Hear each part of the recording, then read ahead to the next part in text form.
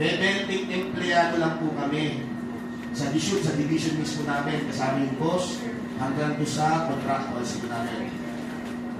Ang hawak po namin homeowners, neighborhood, CMP, ay almost magka 9,000 na po. So, sa akin po, ma'am, sir, ngayon po, kung nakikita niyo po ito, sana maging, ano po ito sa inyo, na mabala, na magpa-register na po kayo. Kung kailangan sa Lunes, magpunta na po kayo. Huwag niyo po kantayin, isuspend pa namin kayo. Okay po? Then, suspension may be lifted if OWA files for re-registration within 1 year from the suspension. Otherwise, registration shall be automatically revoked. Kung hindi pa rin po kayo makapag-re-register sa amin within 1 year, isang taon, so December 18, 2025, automatic marirevoke na namin kayo. Kasi napakadami po namin records na ang records lang nila ay ganun kalinipis. Uunahin namin silang tanggalin sa record namin. Okay? Kasi sayang lang naka-impact lang po, wala namang gumagalaw. Ang problema kasi, register na register, hindi naman po gumagalaw. Okay po? Malinaw po ba? Magpali-register na po yung mga hindi pa registrado ha. Yung SEC sa HITC ha. Mamaya yung renewal natin. Hindi po renewal ang tawag doon, update. Okay, next one. Amendments. Di-discuss din po mamaya yan, sir, dito. Sige po. Issue of certificate. Sige po.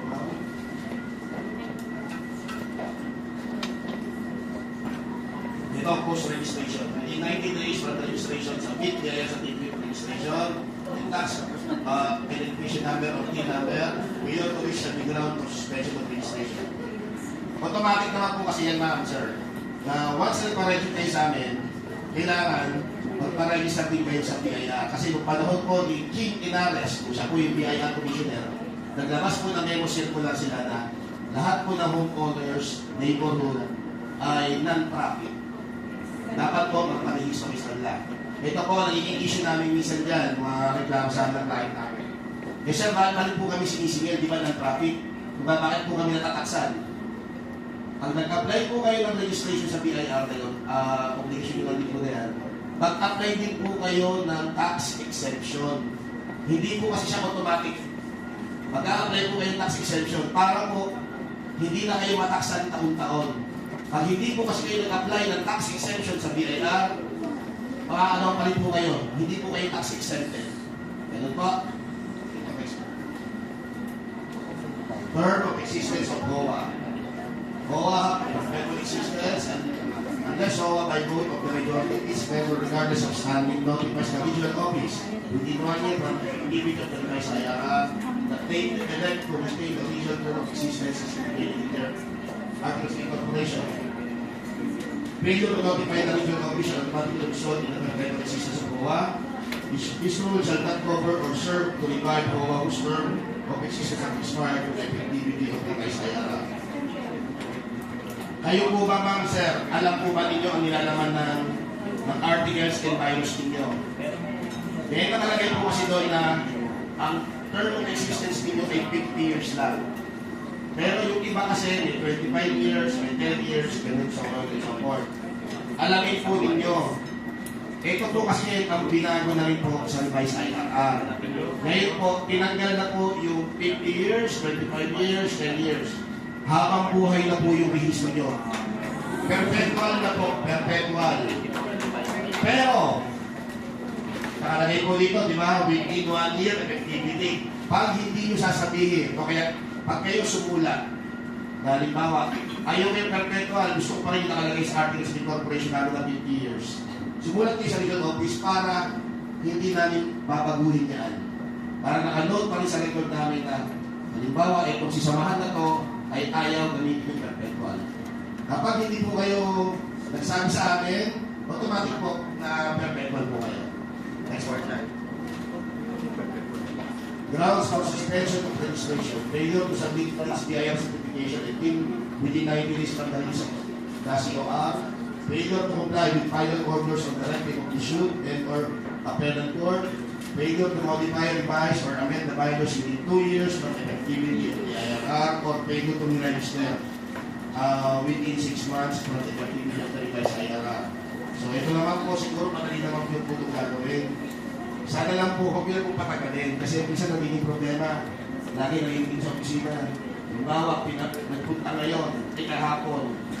Biglang bumabalik after 6 months, after 1 year. Tatanungin ko, bakit kayo na po hindi kayo bumalik? At tagal-tagal na po. Eh, sir, busy po ako. Tandaan po ninyo, ma'am, sir. Ilan po ba mga opisyal ninyo? Huwag po kayo maging hero ba na kailan natin gumagalaw. Iaras ko sa iba yung obligasyon. Minsan po nakakarinig na po ako dyan na sorry sa word ha, yung presidente sabi, sir kasi hindi makaalam yung mga kasama ko. Sir kasi bobo po yung kasama ko. Tanda po natin. Yes ma'am, nakakarinig ko ng gano'n ma'am. Nasabihan ko lang po yung mga kliyente kong ganyan. Wala akong taong bobo, tama madami. Okay? Yun po. Yun siya. Yun pala, ang gusto kaya lang siya gusto pumunta para, siyempre, may pamasahe yan, may modo yan. Oh. Tapos pumunta doon, ayaw mag-drive, okay, ayaw mag-commute, gusto na, grab. Oh. Diba? Eh, pinto pa ako ito. At layo-layo, magkano bumataksi dito? Kaya grab. Di siyempre, balikin niya, magkano na. Baka gusto yung modo ninyo. Kaya rin po dito, ma'am, sir, alam naman po siguro ninyo, na ako po yung nag-opisina po dyan sa Kado Office. Every first Tuesday ang naman. Pero sa ngayon po kasi, medyo naglaylo. Alam ko po, may pag-uusap dito na gusto rin po ng pupaw na mag-request. Problema naman po kasi, sabi sa akin sa opisina, bakit magdaanan ano pa? Pag pupunta ka doon, i-entertain ko lahat. Kaya naman po ako naman po, lahat naman po yung i-entertain ko. Siguro pag-usapan na lang din ng local government. Paano yung setup. Para ako halimbawa, kasi nasa Kado ako, siguro pinakamaganda niya. Sa ganit kayo ngayon, siguro bigyan nyo na ng isang kwarto, si Sir John, para hindi na makawa hindi nila pangit yung word. Para wala na po yan, kasi sabihin mo iba, sa Kado kasi yun eh. Para po, malinaw po siya. Siguro pag-usapan po dapat yung dalawang television eh. Okay po? Saan ba? Sige po, next pa. Grounds for revocation of registration. Fraud or misrepresentation of inferiority certificate corporation registration. Serious misrepresentation of the purpose and on what association can validly do or is doing or non-submission of annual reports for 3 community years after notice and orders have been issued by the regional office and duly received by the association.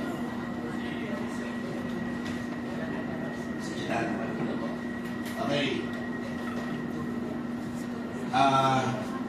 Siyempre, kami po nag-register, kami rin po may karapatan mag-revoke.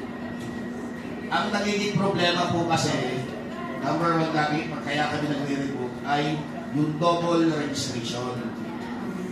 Marami po kaming double registration. Kasi, halimbawa po ako po ay isang CB sa baba, sa ground floor. May pupunta, halimbawa, magpinto kami pupunta. Sir, paparegister po ako, ganito. Unang tanong ko lagi dyan, ilang taon na po kayo nakatalagan sa lugar na yan? Kung sasabihin niya 10 taon, yung pinakamatagal, ilan na pong taon nakatalagaan? Sabihin matagal. Pakalang tanong ko, wala ho ba asosyasyong nakatayo dyan na nakariso sa SPC o kung saan man? Sabihin niya, wala daw. Siyempre, kahit ano naman, kahit anong pilit na pakamili ko, kung ayaw umamin, wala tayong magagawa. So, di siyempre nare-register, may i-rehistro. Tandaan po ninyo, pag kayo po nagpaparehistro, meron po kayong certification binibitaban na no other association presently exists. Kung meron palang asosasyon dyan, kasi minsan, ang gawa nila, halimbawa, yung mga SEC, ang laki na pala ng penalty kay BIR. Ha? Meron akong kliyente umabot ng 120,000 ang penalty kay BIR kasi hindi po nag-update. O kaya may penalty din sa amin. Nabigyan na po namin ng imposition of fine na umabot din ng halimbawa sabihin natin 40,000. ang solusyon ginagawa nila, pagtayo na lang ng panibagong asosasyon. Hindi po kasi solusyon yun.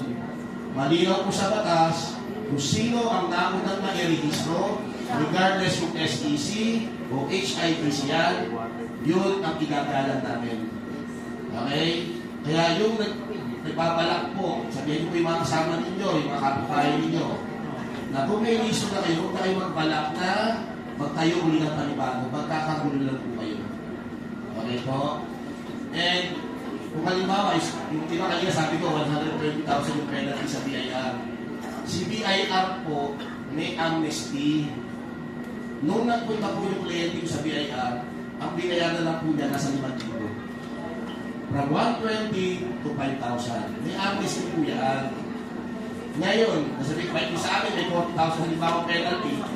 Kasi una-una, bakit po hindi gumagalaw yung mga opisyal ninyo? Halimbawa, nag-eleksyon naman daw taon-taon. Eh, ba't hindi po kayo na-update sa amin ng record? Pinapasa niyo yung electoral requirements. Yun po yung na kailangan mag-update sa amin. Okay? Taon-taon po, dapat nagpapasa po kayo sa amin ng annual report or every 2 years yung election report. Failure to comply po, nakalagay po dito, tatlong 3 community years. Hindi sunod-sunod ha, community, hindi naman po siya sabi sunod-sunod. Na hindi po kayo magpasa sa amin ng annual report, ay pwede rin, may issue din po namin kayo ng revocation. Okay po? Ba't kaya nagpasa ka ng annual report? Sa district sa Quezon City o dito na po? Pwede po dito, pwede rin po sa Quezon City. Walang electronic pa? Hindi pa po kasi tayo, gusto po talaga ng opisina namin na mag-intel tayo yung paperless. Problema, kung nag-paperless po tayo, di ba po kasi ang nagiging issue po din, paano yung receiving copy ninyo? Kasi ganito rin po minsan ang problema. Alam niyo lang po, nagpupunta kayo sa opisina, nakatakit po yan.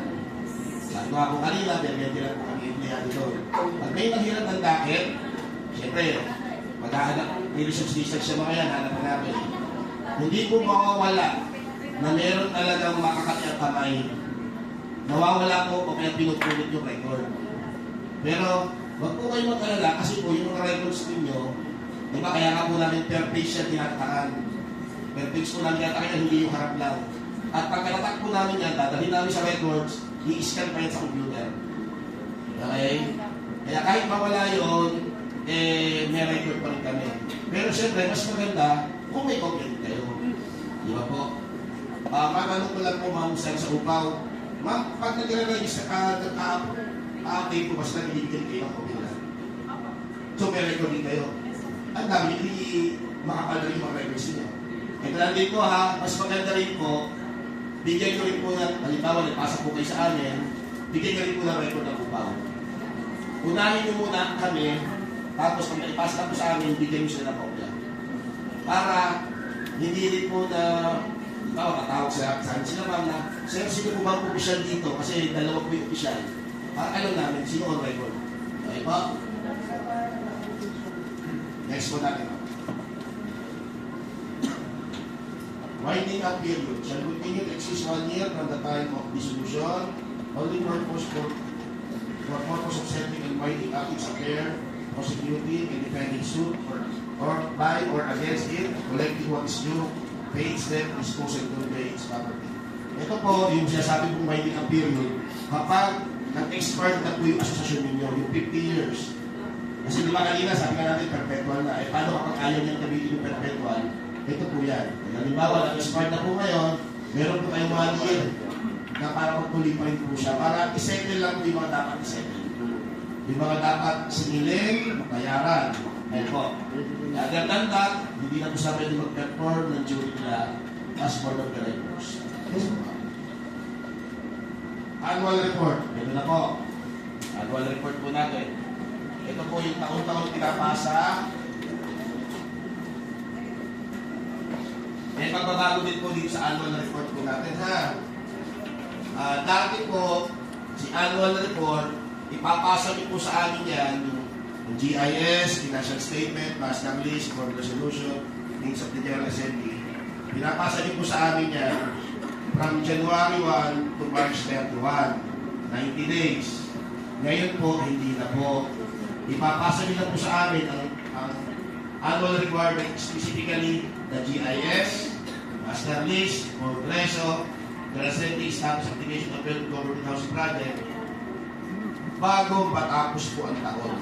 Siguro po, ang natin dyan, pagdating po ng Disyembre, ipasa na po sa amin yan. Ang ipinapasa na lang po sa amin ng within 90 days ay ang financial statement. Okay? Tapos, sinabi rin po din sa batas na kapag CMP project or government project po, kailangan po, pag financial statement ay audited po dapat ng CPA. Hindi po yung gawa-gawa na lang po ni auditor at ni treasurer. Ayun po. Alam po natin na mabigat po ito. Na siyempre, nagasos po tayo at may pinakamura. Pero again nga, siyempre, yan po yung nilagay nila sa batas ngayon. Hindi naman kami po pwedeng sabihin bawal. Kung pwede naman din po ulit ma-revise ang batas. Kasi wala naman po perfectong batas. Tandaan po natin, wala po perfectong batas. Kung gusto nyo po, na halimbawa, nahihirapan po tayo, simulan po kayo. O kaya, kung sino po yung congressman nyo rito, o ano, iparating po natin ito para ayusin po yung batas. Pero as of now, kung ano po yung nakalagay dito, yun po ay dapat natin sundin. Okay po? Next week.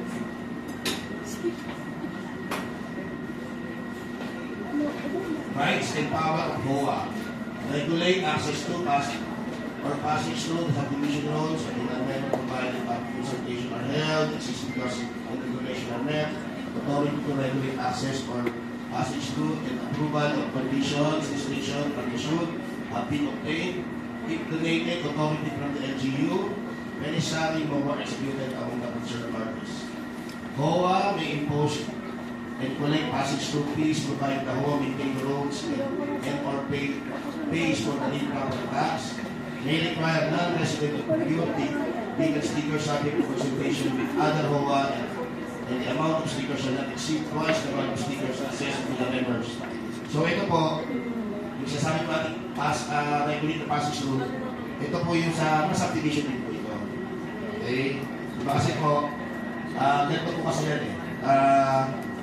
Kung sasabi rin po na number 1, number 2, imbawa po, syempre, dami na tayo.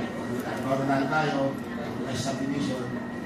Kasi sa subdivision ko, hindi po yun, kapag na-complete na po yung project na, pag may COC na sa amin, nakalagay po sa batas, dapat po i-turn over ng road lang sa open space sa local government.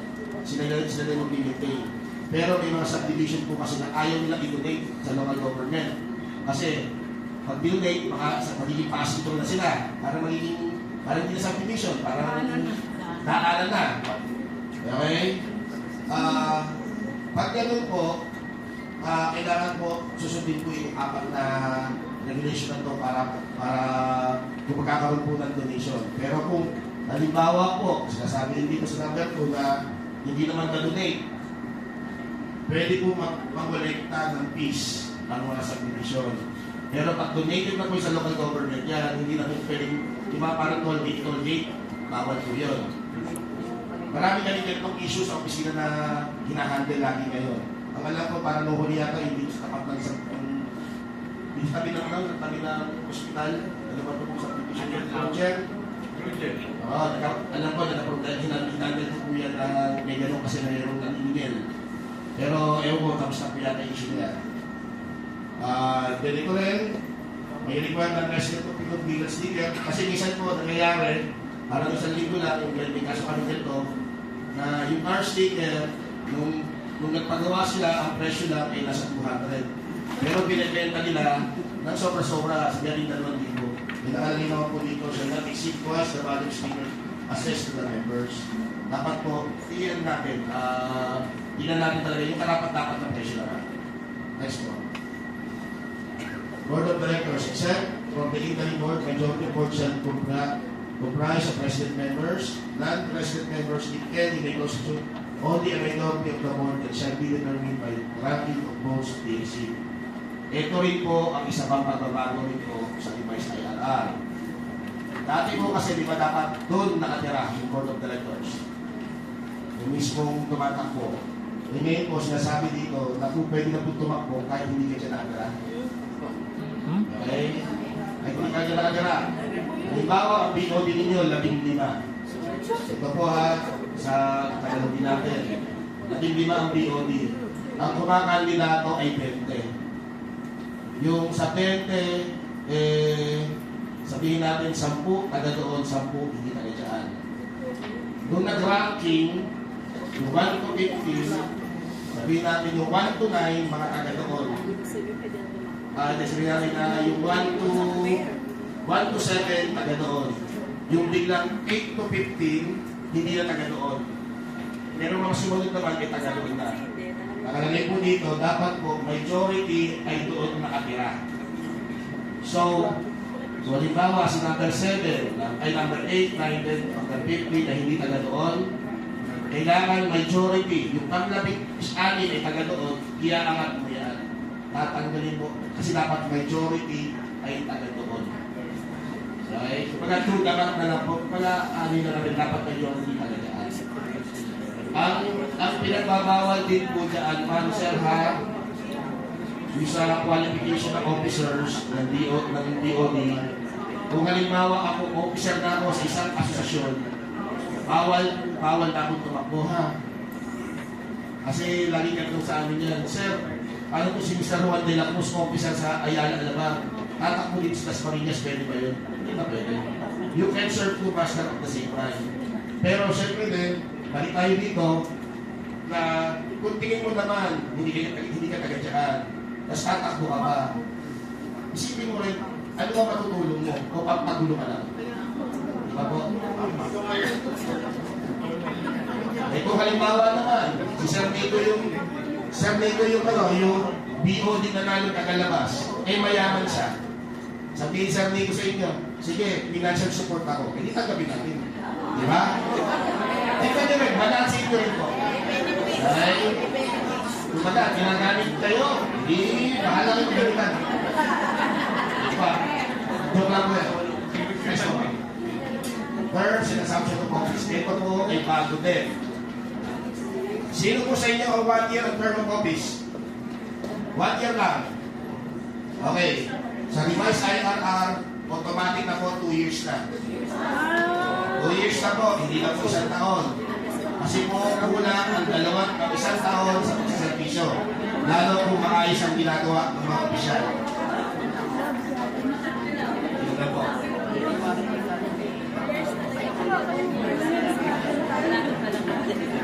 Okay? Next term of 2 years. Pero dati, 1 to sawa ang pagtakbo ninyo. Diba? 1 to sawa. Ngayon po ay hindi na. Magsisimula po ito nung nag-effect yung revised IRR. Hindi po kasama dito yung mga dating opisyal na ay bigla na. Hindi po. Halimbawa po, mag-eleksyon kayo ngayon 2025. Yung 1 year term of office, so 2 years na yan, 2025 to 2027 na kayo, upo. Eh, nakalagay dito.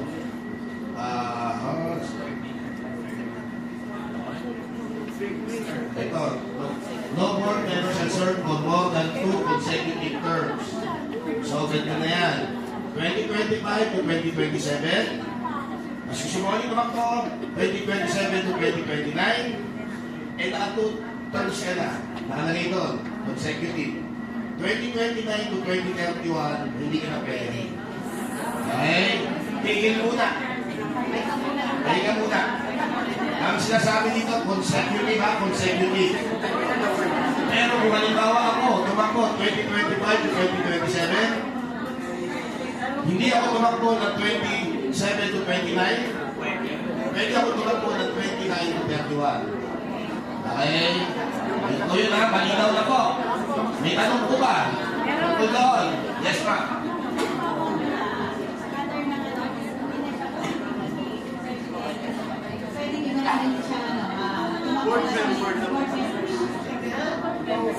Ito po ay nag-aano po sa Board of Directors. Ito rin po ba Ito rin po, matanong ko po, kasi ito kadalasang issue namin sa lahat, sa Metro Manila, yung manner of election ninyo. Paano po ba kayo nag-election? Presidential type, board type? Board. Parliamentary, ano yung sabihin ng parliamentary? Kasi minsan, parliamentary, presidential type pa din. Ito po board type ang election. Huwag na huwag po kayo mag-election ng presidential type. Dahil under po tayo ng corporation code. So board type po. Hindi powerful dito si presidente. Ang powerful po dito ang board of directors. Halimbawa, si Ma'am ang presidente. 15 ang board. Dati, 8 ang kakampi niya sa BOD. May isang pumalingbing. Naging 8 yung kabila. Halimbawa, si Sir, grupo niya yung 8. Sa tingin nyo, kaya pa rin ba niya maging presidente? Pwede sa kanya rin na majority. Nataan po ninyo sa virus po ninyo, tingnan po ninyo. Removal of officer. Majority vote of the board of directors can remove a city officer. Okay po? Next one natin. Officers, non-president members of LESI are not qualified to be elected or appointed as president and treasurer. Term of office shall coincide with the term of office of the directors. Siyempre, kayo ba, di ba kanina, merong hindi taga doon na may taga doon officer, may itong taga hindi. Papayag ba ngayon na halimbawa si Sir Rico hindi taga doon? Siya ang gagawin yung presidente o treasurer? Hindi yun. Okay? Paano kung halimbawa ako ang treasurer? Million na pera natin, itakbo ko. Diba? Isipin niyo po yun ha. Hindi po na kumpare, or whatsoever, yun ang gagawin. Okay? Next one. Qualification of director and or officers must not be declared delinquent or member in a good standing as of 3 months prior to the date of the election, regardless of any subsequent declaration of delinquency or disqualification by the board prior to the election. The legitimate spouse or the partner or any of the children of a qualified member when qualified in his or her own rights but not disqualified by his or her own account may be a candidate in lieu of the member. This exclude the legitimate spouse or the partner or any of the children of the member of the incumbent election. So ito po. Sino po yung mga CMP namin dito? Okay, CMP. Ano po ba ang sabi sa inyo na social housing kapag kandidato? Kung sino lang may nasa listahan nila, siya lang ang pwedeng tumakbo. Pwede rin ba tumakbo yung kasama ninyo? Pwede. Pwede. Kasi, pakitanong kay social housing. Kasi sa amin naman po ito, this rule applies to all. Kaso minsan may mga issue po, halimbawa kay social housing, sa pagkakaalam ko lang po kasi may nagulong sa amin na bawa, Sir Rico po yung beneficiaryo. Ang tumakbong opisyal o BOD ay yung asawa niya. So, okay, sige. May pasa sa aming papel. Di ba nanghihingi sa acknowledgement of officer? So, nagbigay kami. Nung biglang pinasa na kay social housing, bumalik sa amin. Sabi ni social housing doon sa client, hindi pwedeng tumakbo yung asawa ni Sir Rico. Kasi kung sino lang ang beneficiary daw. Kaya pakiclarify po kay social housing or sinong government project na may hawak po sa inyo. Kasi si LHA din po, alam ko po, hindi rin nila pinapayagan. Pero sa amin po, ang batas po namin, kung pwede po yung asawa pasakasal. Hindi kung pwede po yung common law partner. Okay? Kasi dito, sinasabi rin natin kanina, sabi niyo kanina, na pwedeng tumakbo na po yung mga anak. Basta po, mayroong pong authorization galing sa magulang. Ang hindi lang po pwedeng tumakbo, kung halimbawa po ako ang election committee, o ELECOM, o COMELEC, yung anak ko, asawa ko, at mga anak ko, ay hindi po pwedeng tumandidato. Kasi siguro naman, simpleng, alam naman yan, na conflict of interest. Kasi syempre, kung halimbawa, Sir Rico anak ko, hahayaan ko bang matalo to? Gagawa ko ng paraan yan. Diba? Okay ba?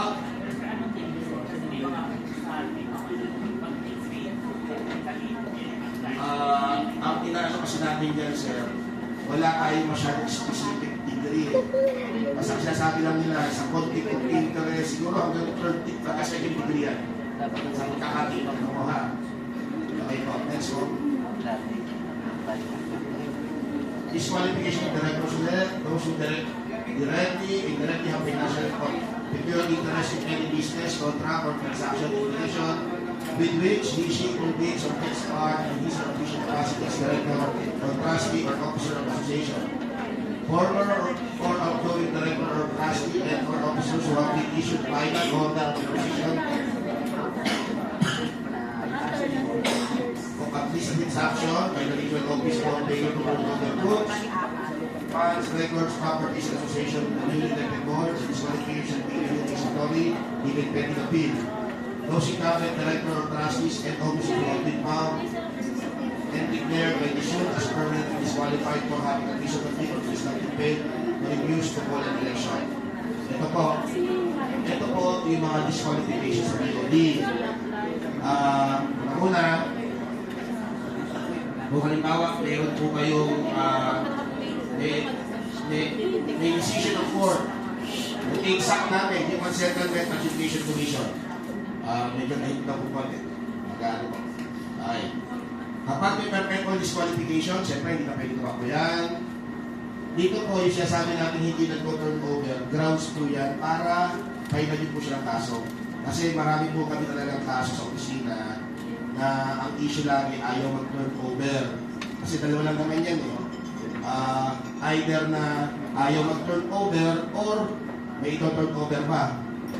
Yun lang naman po yan eh. Kasi kung may ito-turn over po yan, mabilis lang ibigay. Diba po? Grounds po yun para kasuhan niyo po sila para ma-disqualify po sila. Next po natin. Those who have been final judgment imposed on penalty of permanent disqualification in any case filed before the issue in some regular court or CNP, LTAP, and other government housing project, beneficiaries, those who pay their monthly compensation for 3 consecutive months, are certified by the agency administrating or managing the project of the DFI, extending end users. Ito nga po. Basta po, mayroong decision ng korte. Halimbawa ako po, nakapatay. Ongoing pa ang kaso ko. Pwede pa ako tumakbo kasi wala pa ako sinasabi na may final judgment. Kung pending appeal pa po ang kaso ko, pwede po ako tumakbo. Pero nasa akin ngayon siguro kung yung kahihiyan ko na lang din. Pero siyempre, maraming po kita ano talaga eh, na walang hiya eh. Yun po yun. Dito po sa baba, siyempre po, mag-disqualify po sa inyo, dapat po kumuha po kayo sa local government na may hawak o CNB na may hawak sa inyo para ma-disqualify po yung tao kung hindi po nakakabayad ng monthly compensation. Absence of quorum in General Assembly. After one meeting, the association shall hold a referendum within 30 days from the date of the failed meeting. Notice of referendum served to the members personally or through electronic means 15 days prior to the date of the referendum together with the executive fleet detailed information on the issue to be voted on. Notice shall be posted at the association office at these 3 auspicious places within the subdivision, village, and community and in the official social media account of the association. So kasi ito lang yung nagiging problema natin. Kung nag-GGA tayo, wala tayong quorum. So, siyempre kung wala quorum, edi ano ba tayo, tingin muna. Ngayon po dito, after one meeting, kailangan po, pwede po kayo magpa-referendum within 30 days. Sa referendum po kasi, kapag sa GA kasi di ba dyan po minsan ginagawa yung mga polisiya kung gusto niyo ang may dapat. Eh hindi nyo makuha yung mga dapat na boto, pwede po kayo magpa-referendum.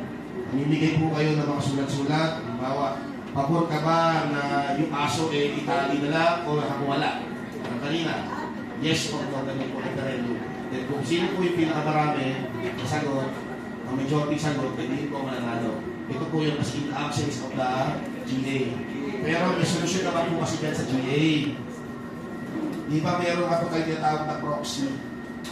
Kung hindi po kayo makaka-attend, pwede naman po yung proxy. Magbigay po kayo. Ang tanong din, di ba? Kasi election din. Pag proxy ba, ilan ba ang dapat yung proxy ng isang tao? Sino po nagsabi sa inyo?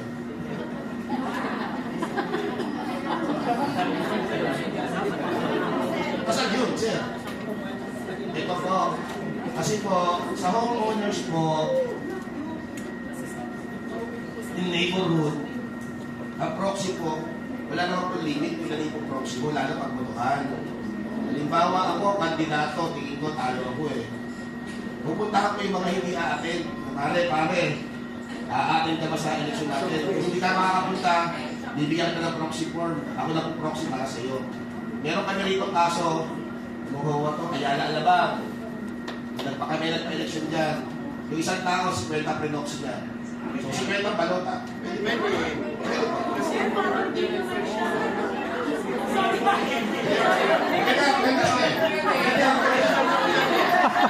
Pwede pala yun.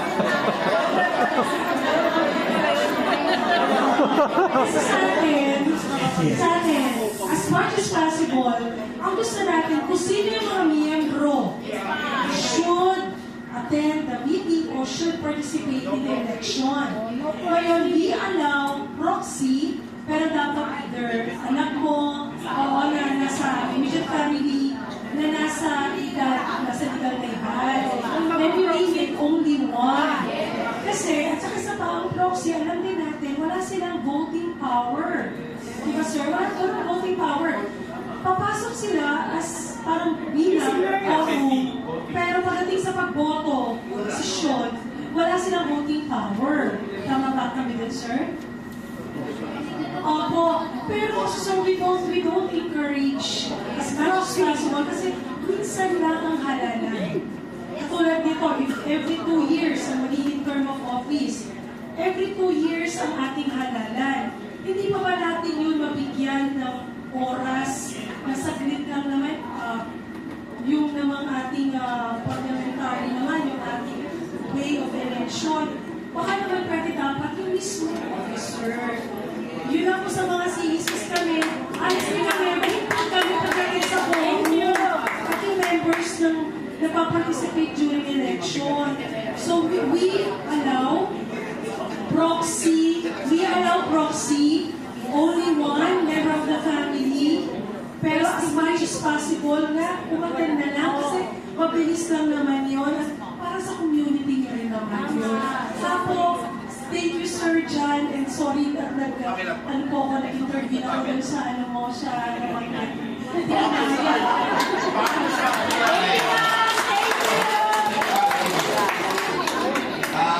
Kasi po kami, ma'am, siyempre, kung ano lang po yung nasa batas, yun lang po ang sasabihin namin. Hindi namin po pwedeng i-ano yan. Pero tandaan po ninyo, sa election, may election committee kayo. May election guidelines. Diba? Sa election guidelines po nilagay yan. Okay? Pero siyempre, pag may election guidelines, kailangan approbado dapat ang majority. Diba? Hindi po yun. Ang sinasabi ko lang po kasi, yun nga, lalo po kayo, CNP, neighborhood, government project, obligado po kayo talaga pumatin. Eh paano po yung sinasabi ko, ang example ko lang po kanina, kaya na alabang. Kami po nagpa-election doon. Nagpa-election po kami dyan dahil kami po ang COMELEC. Alam niyo naman po yung mayayaman, ma'am. Mga busy magpayaman yun na hindi makakapit. Walang oras sila umatin. Kaya yun po, yung ano. Ngayon, sabi nga po sa inyo, walang perfectong batas, di ba? Yung batas po, pwede po i-revise uli yan. Ngayon po, mag-suggest po kayo sa opisina. Alam ko naman din po, nung nire-revise po namin po ay humingi po kami ng opinion ng tao.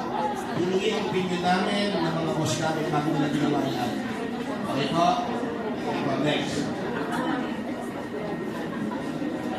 Calling of election. Only the government board is authorized to call an election.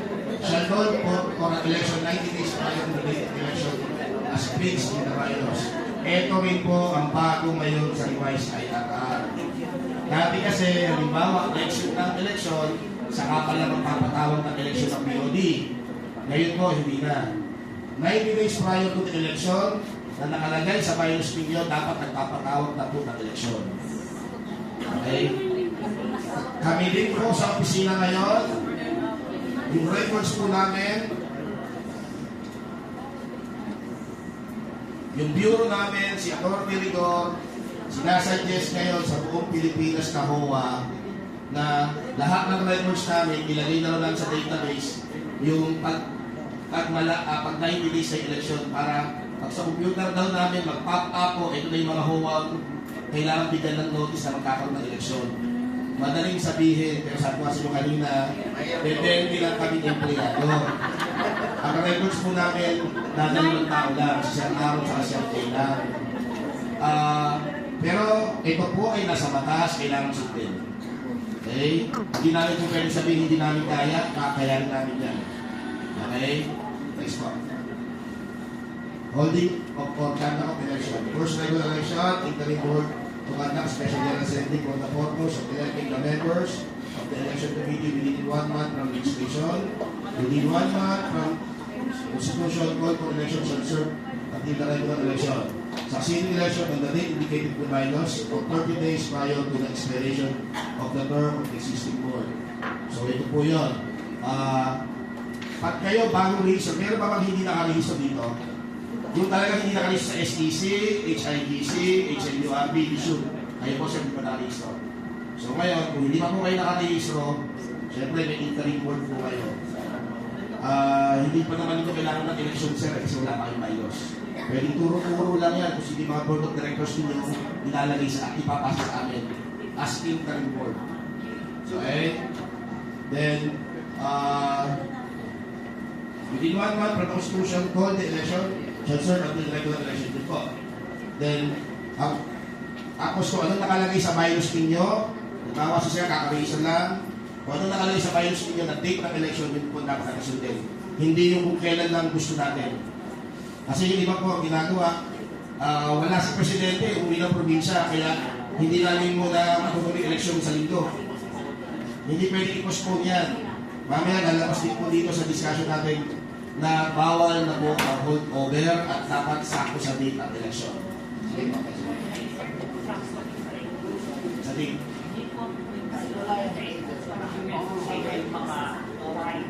Kahit sa bulan ng tanang. Kahit sa mura lang. Kasi ang election or on Saturday or Sunday para lang lahat ng members natin maka-attend. If you will talagang sakto yung day, medyo I'm not sure kung that's really possible na mangyayari kasi nag-change din ang days. Okay, maganda po yung tanong ni Sir. Pero ito po kasi yan. Diba sa bylaws po ninyo, naka-indicate dyan na halimbawa, pag magkakanda kayo ng election, on the third Saturday or third Sunday or first Saturday, wag po yung tulad ng eleksyon ng Pilipinas na Mayo Agis o Mayo Akonse. Hindi po ganoon. Pero kami, ang sinasuggest po namin, gano'n ang gawin ninyo yung first Sunday, third Sunday, or whatsoever. Pero kayo pa rin po ang masusunod dyan, hindi po kami. Kasi kung pag pinakailangan namin yan, hindi parang kami na rin ang gumawa ng virus nyo. Ang virus po kayo gumagawa, hindi po kami nag-approve. Nag-approve lang po kami ng amendments ninyo. Pero yung mga nakasulat yan, kayo po nag-approve yan. Sige po, ma'am. Hello. Sige po. Sabi na. Constitution Election Committee. Within 1 month from the registration board shall conduct special general assembly for the election of the members of the election committee. Within 1 month from the Constitution Election Committee call the first general election for succeeding election special general assembly shall be conducted 90 days prior to the date of election from the election for the election or constitution of the election committee shall serve a fixed term of 2 years. The member of the election committee must be a member in good standing, not members of the incumbent board, and have no intention to run for any elective or appointing office during the term of office. So ito, yung mga SHIGC dyan, wala pa kayo na nakalagay dyan sa bylaws niya yung committee on election. Pero yung mga bago, yung mga bago rehistro, yung HLU bago na, ano po yan, naka-indicate na po doon yung election committee.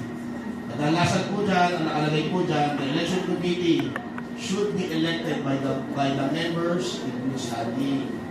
So dapat yun, kung nakalagay po doon, elected dapat ng members, ay dapat i-elect ninyo. Meron kasi kaming issue, yung sa kato. Nagka-problema ang kato dyan kasi sila Ma'am Wen nung sila ay nag-telecom. Kasi nag-request yung HOA na Ma'am Wen, okay ba na kayo nilang mag-telecom sa amin? Eh, nakalagay pala sa bylaws nila to be elected ang telecom. So, nung nag-file ng election protest, sa tingin nyo, sino papaboran ng korte? Siyempre yung bylaws. So, nakasuhan din sila Ma'am Wen. Kaya hanggat maaari po, sundin lagi natin ang bylaws. Mahirap po kasi na mga-technical. Alam naman po natin na mas maganda lalo kung kayo government project, eh ang nasa likod ninyo na tumutulong na nag-i-eliko kaya yung local government natin. Kaso ang problema naman po, nagiging matalino na rin po mga tao ngayon, naging technical na, kinakasuhan naman po yung mga tao. Kami po, pag kami eliko, ito yung sa multinational, kakatapos lang po ng kaso namin, kami ang eliko, pinasuhan pa kami ombudsman, criminal case, ito po Rizal Village. Kakatapos lang din ang kaso namin dyan, pinasuhan kami sa regular continue dito. O, pero nag-dismiss naman po dahil nakita na walang probable cause. Yun kasi ang problema,